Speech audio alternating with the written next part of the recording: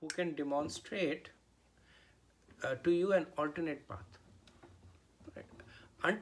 Until you have that, if you ask any devotee,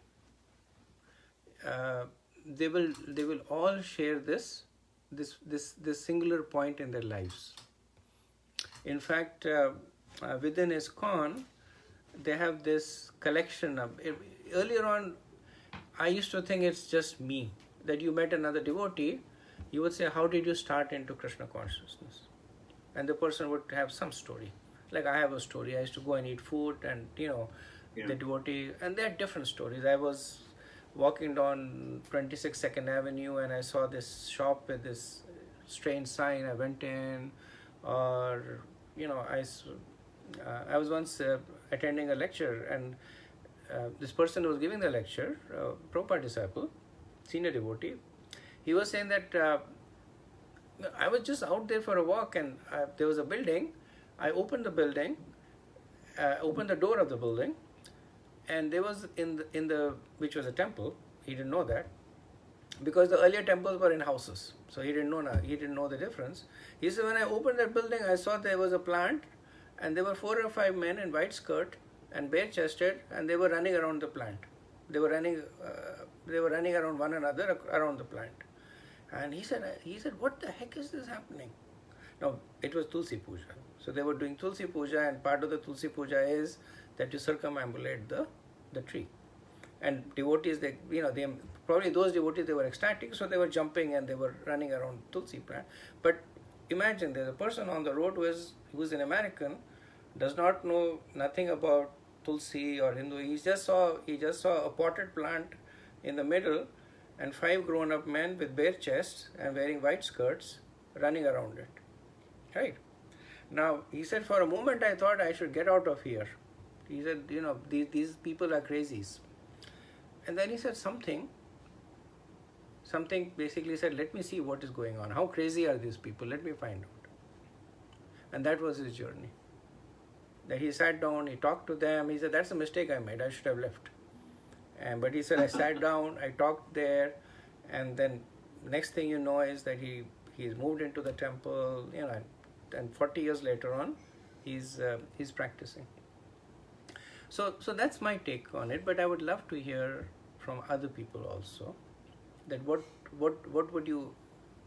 are your thoughts? Thank you. Hare Krishna Prabhuji. For me, like there are so many times, like we share with others, and at situations that I will not be able to, they will completely may reject. But still, the sense of difficulty was not felt much. But when I think of it, basically, I don't really care whether they come to Krishna consciousness or don't come, what happens to their life, so there is no responsibility for their lives or anything. So I am just sharing what I know. So it is not like not even like an office work or something that if I am not able to answer, I am responsible for some consequences. Nothing that sort. So not actually felt much.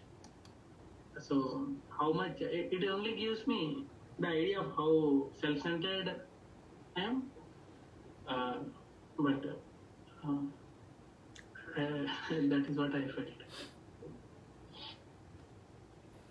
Thank you, Prabhu. Thank you for sharing. So, Hare Krishna Prabhu, I just have a general comment. Why is the degree so important? Like, even in the scriptures, you remember you'd given a lecture about, junior devotee, then, one who's progressing. As long as the trend is an upward trend, it's fine to be anywhere in that curve. Isn't that correct? Yes. Like, why should it matter where you are? It should. Why do we want to even discuss the degree of or the level of consciousness? It should not matter So let's assume you and I are having this conversation about what is my level of advancement. It should not matter to you, it should matter to me. That's why this is important. So yes, this point that is made is that when a person starts his journey in Krishna consciousness, then one should assume that he is already liberated. The reason being that it is a foregone, inevitable conclusion. The difference in the specifics is that it may take you one lifetime, it may take me 10 million lifetimes.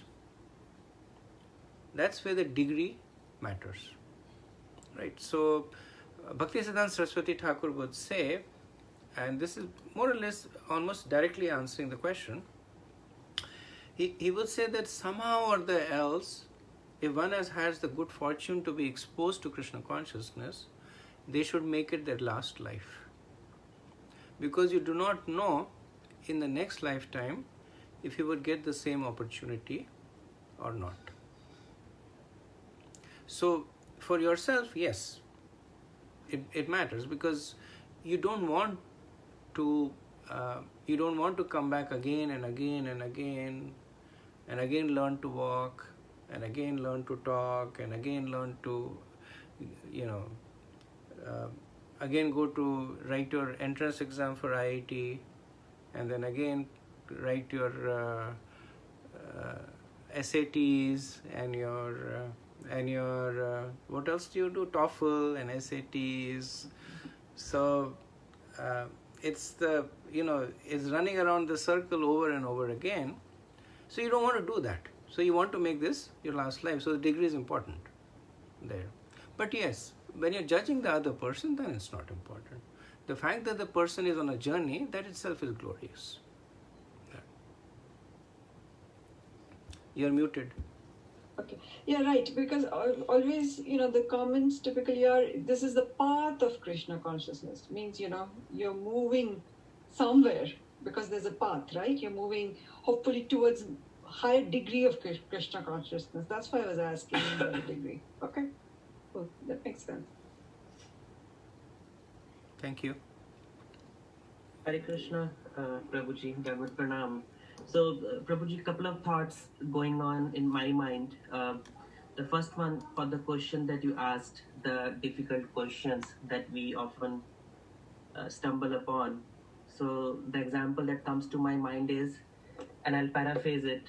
So, it is the difference between the mode of goodness and the bhakti, mode of bhakti. So, as we learned from you, bhakti is most superior and it's next to mode of goodness. So we take baby steps and we try to be good, and then we try to elevate through our practices to the bhakti process. But sometimes it becomes difficult when we are talking to other people in our environment or association who are not from Krishna consciousness background. But like you said, in your category of second example, where they know they are Hindus and they know the scriptures also a little bit, but they don't have faith in Krishna or Krishna consciousness as such. So they often defy by saying that, yes, whatever you're saying is good. You should get up early in the morning, you should go to temple, and whatever you're saying is good. As long as you keep Krishna outside of this, then I agree with all of them. But when you bring Krishna in it, then I don't understand how the two are related. So it is, I often have this discussion with one of the colleagues in my office who is from UP, and he has a lot of good background on a lot of things, and he's a little elder to me also. But yeah, he says, I don't understand the Krishna part. Other than that, everything is good. Thank you for sharing, Prabhu. I think that's experience is similar to what Rajesh Prabhu has said. This happens in the family itself, right? Because it's the same thing, like when you specifically say Krishna is superior, that's where their objection is there. Like, okay, because over there, hum sab mein mante. Matlab everything, like, and that's where the roadblock comes, even to explain my own brother, like, so. Yeah, it's and I mean again, a lot of it is in the based on the relationship that you have with the person. But when a person is saying that I believe in everyone, essentially they are saying they believe in no one, because nobody can believe in everyone. So if somebody says हम सब भगवान को मानते हैं, right? Then the clear message is that the only one I believe in is in myself. Because who are you trusting to pick that today X is Bhagwan, tomorrow Y is Bhagwan, day after Z is Bhagwan? You're trusting on yourself. So you are the Bhagwan maker. You're one level higher than Bhagwan. You are saying today you are Bhagwan, tomorrow you are Bhagwan, and day after I need something in this area, so you are Bhagwan. So it's not faith, it's something else. But obviously, like I said, logic is the weakest component of instilling faith in somebody. You can make a logical point. You can even defeat the person. With logic, if you're well versed, you can defeat the person. But the person will go away with a lot of angst in the heart. Instead of the heart becoming soft, the person will basically walk away with this feeling that I was defeated, I was humiliated, my points were negated, and I will definitely not follow what he is saying. I will do actually the opposite of what he is saying. So it's not the most expedient way, but yeah, you're right. I do also have the same experience myself. Okay, anybody else? We just had one question. Like when we doubts arise, like question arise, I'm not understanding where from the questions comes. Is from the mind? Because the soul, or it comes from the soul, like. It depends on the nature of the question, Prabhu. So if the question is coming that is Krishna God? If the questions are coming that are you sure this is the path that is meant to be? Sometimes we think, you look around yourself, like especially when you're traveling, right? You're traveling, everybody is enjoying pepperoni pizza, and you're going around asking, प्याज लहसुन है इसमें क्या? नहीं है प्याज लहसुन, अच्छा, I remember once we went on this, we went only one time, but when we went on the trip to Europe, we spent more time looking for places to eat than looking at those, at places that we were supposed to visit. Because, we would go, and that time there was no Google or nothing like that. So we went to, like we were in Paris, we went to Louvre, and as soon as we went in there, we started asking around, is there a vegetarian restaurant around here? Vegetarian restaurant around here? And then one person said, yes, it closes in half an hour. We said, forget about Louvre. We went out to the restaurant there. When we were in Italy, then I remember in Rome, we had gone to Vatican City and we were tired. And then we had an elaborate program. And then we were walking on the street and we saw there was one, it was an Indian restaurant. And it wasn't, I don't even think, time for us to eat. We all went into that restaurant. And that guy, as soon as he saw us, he tried to lock the door and run away, because they're very particular about...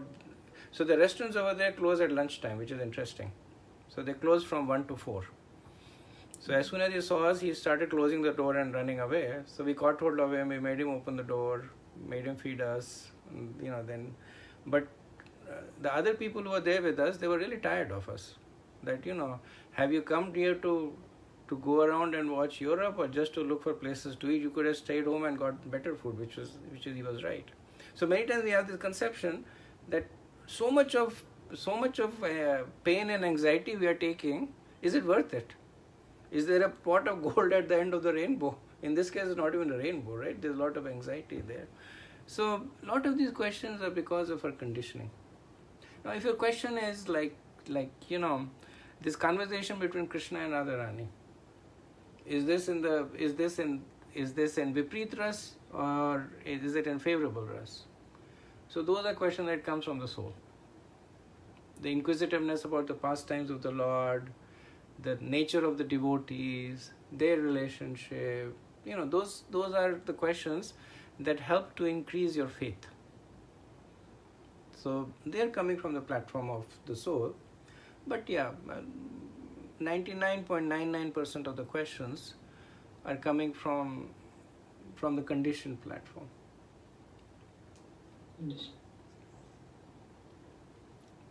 Thank you. So, Prabhu, one question. So, when you talked about ethos and pathos, right? I think most people are driven more by pathos than by ethos. Like, how many people want to question and use their intellect, but they are very passion-driven from and typically passion is from what they have seen from their childhood, what they have associated with their memories and things like that. So, isn't pathos a much stronger accelerant when compared to ethos to drive someone towards even Krishna consciousness or to spirituality? You're right, it's an accelerant. The only thing is it does not sustain. Okay. So it can accelerate a person, and that's why probably some of the best preachers have both. They're able to inspire because of their personal charisma, but then they're also able to sustain by their own example. Right. Like again, I'll give you the example of Srila Prabhupada. When you talk to his earlier disciples, most of them did not understand what Prabhupada was speaking. So he was speaking. He was obviously from India, speaking with a very strong Bengali accent. Plus, Prabhupada had this habit of speaking Sanskrit with English. So he would almost unknowingly speaking English, quote verses in Sanskrit. So, and at that time, things were not that cosmopolitan. So most of the people said, we have no idea what he's speaking about. But they could feel that he was passionate about it. So they said, yes, one person was saying that, I saw this old man and I could see he was very passionate about what he was saying. I have no idea what he was saying. But I said, let me stick around and find out what is he so passionate about. But then he got inspired by the personal example of Prabhupada. Then he said, as I understood more and more, I could understand that this is a person that I should follow. So yes, you're right. Through pathos, one can accelerate, but to sustain, one needs ethos. Because look at it the other way around. That you're a charismatic speaker, you're saying that you inspire the person comes to you, and then he finds that you're doing something different.